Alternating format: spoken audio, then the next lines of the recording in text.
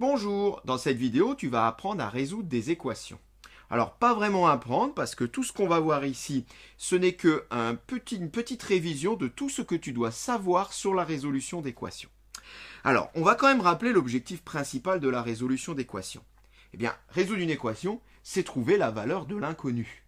L'inconnu qui, la plupart du temps, on le voit ici, est noté x.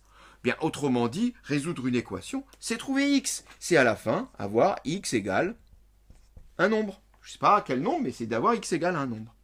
Et ceci, il faut bien l'avoir en tête. Parce que si l'objectif est d'avoir x égale 3, par exemple, eh bien ça veut dire que là, il va falloir isoler x tout seul à côté du signe égal, et là, avoir un nombre. Et ceci, on va y arriver grâce à des techniques algébriques sur les expressions qui comportent des inconnus. Bien, commençons avec cette première équation, x moins 3 égale à moins 16. Donc je rappelle, je voudrais avoir x égale un nombre. Le problème, c'est que là, j'ai un petit moins 3 qui m'embête. Si je n'avais pas ce moins 3, j'aurais bien x égale un nombre. Eh bien, allons-y tout de suite. On va commencer par se débarrasser de ce moins 3. Et pour cela, je vais rajouter plus 3 de chaque côté de l'égalité. Si deux quantités sont égales, forcément, ces mêmes quantités augmentées de 3 restent égales. C'est bien ce que j'ai fait ici.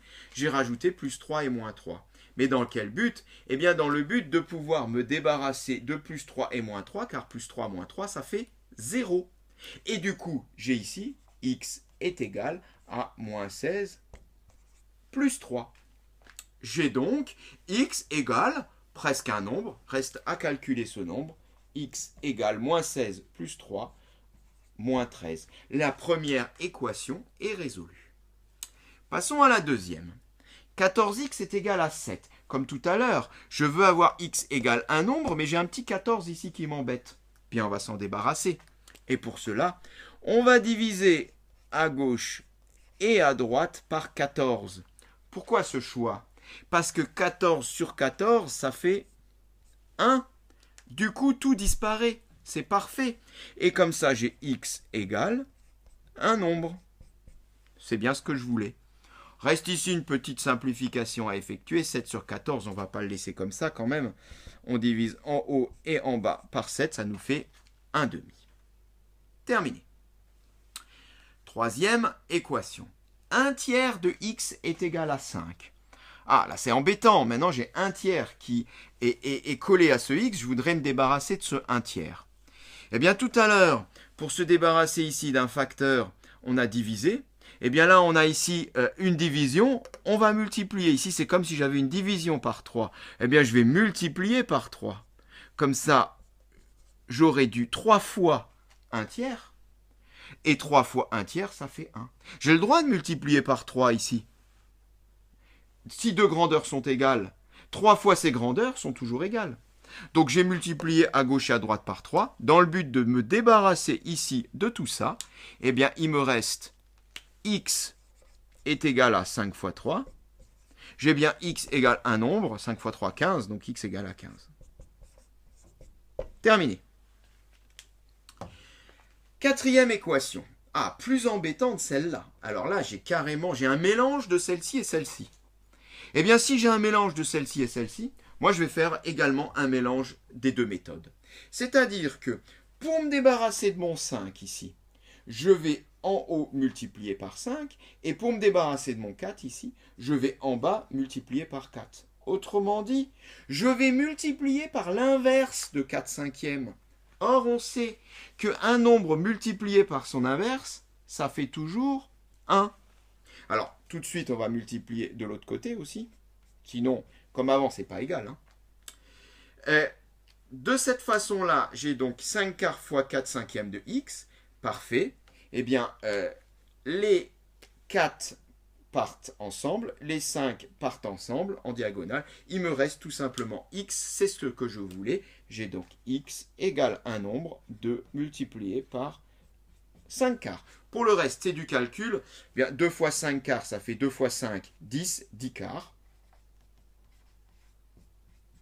10 quarts, ça se simplifie quand même. C'est 5 demi. Terminé. Passons à l'équation suivante. Alors là, celle-ci, elle est un petit peu plus costaud. Elle est un petit peu plus costaud parce que là, on voit que... Avant, j'avais à chaque fois juste un petit x qui traînait. Mais là, j'en ai partout des x. J'en ai là, j'en ai là, j'en ai là. Et puis, j'ai des nombres ici, des nombres ici, des nombres ici. Tout ça, c'est assez complexe et il va falloir bien réduire tout ça. Déjà, ce qu'on veut, on a dit, c'est x égale un nombre. Autrement dit, les x sont à gauche et les nombres sont à droite du signe égal.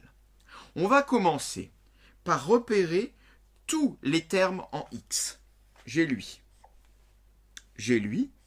plus 8x, et j'ai lui, 7x.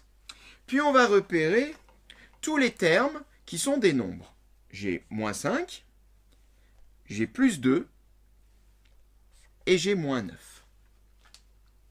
Et on va commencer par faire des mouvements au-dessus du symbole égal pour amener tous les x à gauche, dans le but d'avoir x égale un nombre, x à gauche, et tous les nombres à droite. Et pour faire ces déplacements, on va réutiliser la technique qui était ici, seulement sans la détailler, parce que c'est un peu long sinon. On voit ici que lorsqu'on avait un moins 3 qui se trouvait à gauche du symbole égal, quand il passe de l'autre côté, il devient plus 3. Et évidemment, si on avait un plus 3 qu'on voulait le ramener de l'autre côté, il deviendra moins 3. On le change de signe. Cette technique-là, on peut l'adopter maintenant, elle est quand même très pratique. Alors, allons-y. J'ai donc mon symbole égal qui est ici. Et je vais commencer par déplacer tous les termes rouges, donc ceux en x. Alors 3x, il est à sa place, je n'y touche pas. Je le recopie. Plus 8x, il est à sa place, je n'y touche pas. Je le recopie. Plus 7x, par contre, lui, il n'est pas à sa place. Je vais l'envoyer de l'autre côté. Et on a dit, si on utilise la technique d'avant, plus 7x change de membre, il devient donc moins 7x. Moins 7x, bon, je vais le noter ici. J'ai un petit peu de place. On en a fini avec les x. Passons maintenant au nombre. Alors, mon moins 9, pas de problème, il est au bon endroit, il est à droite. Par contre, j'ai ces deux-là qui ne sont pas au bon endroit. On a dit qu'on les veut à droite du symbole égal. Alors, commençons par déplacer le moins 5 ici. Le moins 5 passe de l'autre côté et devient plus 5. Ou 5. Et le plus 2 qui est ici passe de l'autre côté et devient moins 2. Voilà. On a adopté notre petite technique qui permet de passer d'un côté à l'autre du symbole égal à partir de cette idée-là. Bien maintenant, on va pouvoir réduire tout ça. Et là, je vais réduire tous mes x. J'en ai 3, 8 et moins 7. J'ai 3x plus 8x moins 7x. 3 plus 8, 11. 11 moins 7, 4x. Tout ça, ça fait 4x.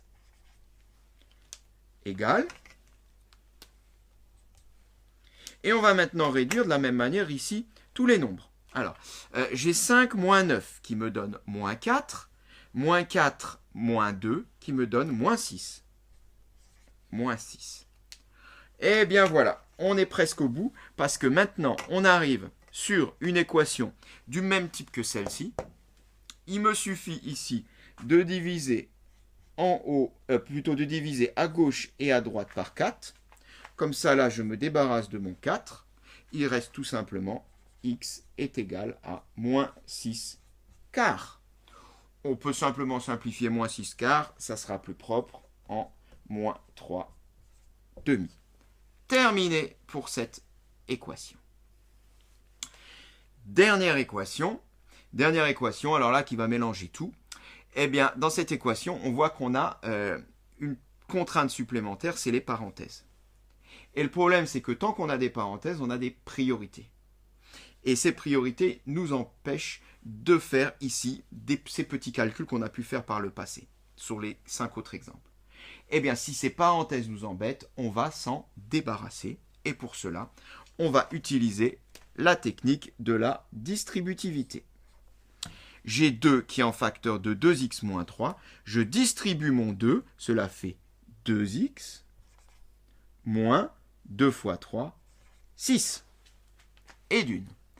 Ensuite, j'ai cette petite parenthèse-là avec un petit moins devant. Eh bien, pareil, on va distribuer le moins dans la parenthèse, ce qui me donne moins x moins 5. Ceci donne 4. On est presque au bout. Eh bien, comme on l'a fait ici, maintenant, on va ramener tous les x à gauche du signe égal et tous les nombres à droite du signe égal. Alors, ça tombe bien parce que les x, ils sont déjà à gauche, donc j'ai plus qu'à les recopier. Égal. Le 4, il est bien. Par contre, j'ai ce moins 6 et ce moins 5 là, qui sont du mauvais côté. Je les envoie de l'autre côté. Moins 6 devient plus 6. Et moins 5 devient plus 5. Pour le reste, je n'ai qu'à réduire. 2x moins x, ça fait x. 4 plus 6 plus 5, ça fait 15. Terminé. On a la solution de notre dernière équation. Et cette séquence est terminée.